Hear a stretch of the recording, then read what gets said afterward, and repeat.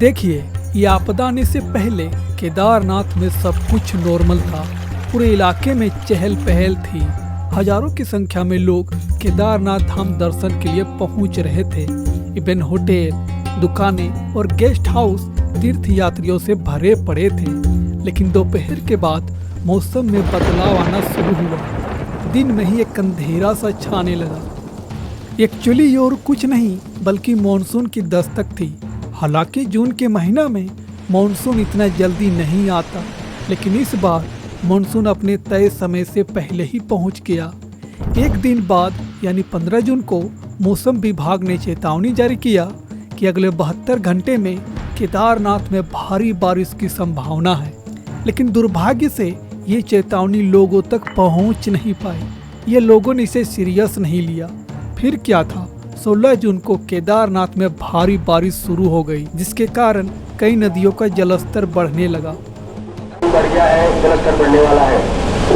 केदारनाथ से कुछ किलोमीटर नीचे जहाँ हजारों की संख्या में तीर्थ यात्री ठहरे हुए थे, वहाँ अचानक बाढ़ आ गई।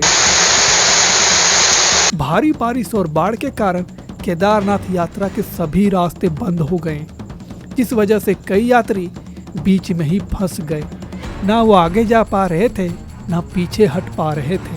सभी तीर्थ यात्री भगवान से एक ही प्रार्थना कर रहे थे कि बस बारिश रुक जाए, लेकिन ऊपर वाले की कुछ और ही मर्जी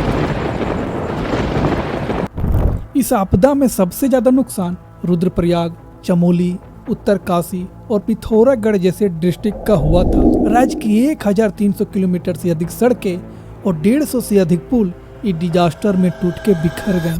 हजारों की संख्या में पालतू जानवर, खासकर घोड़े खच्चर, जो तीर्थ यात्रियों को ले जाने का काम करते थे, वो सब मारे गए। वर्ल्ड बैंक के अनुसार इस भयानक आपदा में लगभग $3.8 बिलियन का आर्थिक नुकसान हुआ था।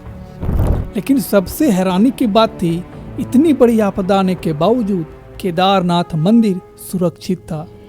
दरअसल हुआ ये 17 जून की सुबह चोराबाड़ी झील की फटने की वजह से, जब बाढ़ का पानी और मलबा तेज गति से मंदिर की ओर आगे बढ़ रही थी, तभी अचानक एक बड़ा सा पत्थर जस्ट मंदिर के पीछे रुक गया। जिससे हुआ ये, जो बाढ़ का पानी और मलबा था वो इस बड़े से पत्थर से टकराकर किनारे से निकल गया। नतीजतन सदियों पुराना केदारनाथ मंदिर सुरक्षित बच गया।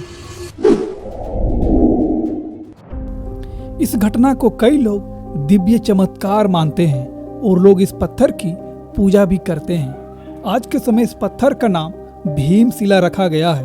केदारनाथ में भारी तबाही की सबसे बड़ी वजह थी चोराबाड़ी झील का टूटना। ये 4 तस्वीरें देखिए, ये चारों तस्वीरें चोराबाड़ी झील की हैं, जो अलग अलग वर्षों में खींची गई हैं। लेकिन आप सबसे ज्यादा फोकस सितंबर 2013 में खींची गई तस्वीर पर कीजिए। देखिए कैसे झील की दीवार टूटी हुई है। इसी जगह से भारी तबाही की शुरुआत हुई थी। एक्चुअली 17 जून की सुबह भारी बारिश के कारण झील के मोराइन में एक बड़ा स्नोस्लाइड हुआ था। इस स्नोस्लाइड की वजह से झील पर भारी दबाव पड़ा था। दबाव झेल न पाने के कारण झील टूट गई थी और लगभग 262 मिलियन वाटर कुछ ही मिनटों में तेज गति से नीचे की तरफ बहने लगी थी।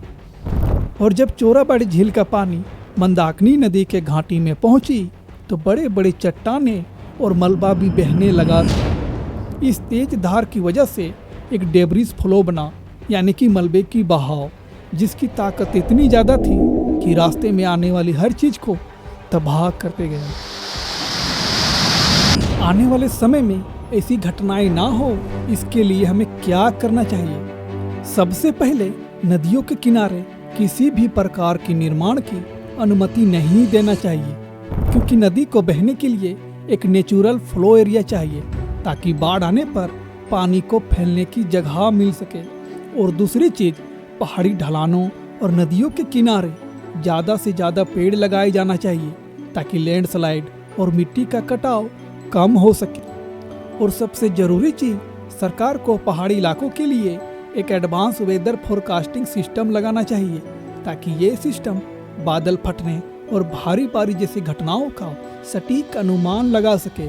साथ ही नदियों और ग्लेशियर से बनी झीलों के पास एक सेंसर लगाना चाहिए ताकि पानी का लेवल जैसे ही बढ़े एक अलार्म बजने लगे, जिससे टाइम रहते लोगों को सुरक्षित स्थान पर पहुंचाया जा सके। देखिए, हम प्राकृतिक घटनाओं को रोक तो नहीं सकते हैं, लेकिन कम जरूर कर सकते हैं। और मैं तो यही कहूँगा, जब तक हम प्रकृति के साथ छेड़छाड़ करते रहेंगे तब तक ऐसी घटनाएं आती रहेंगी।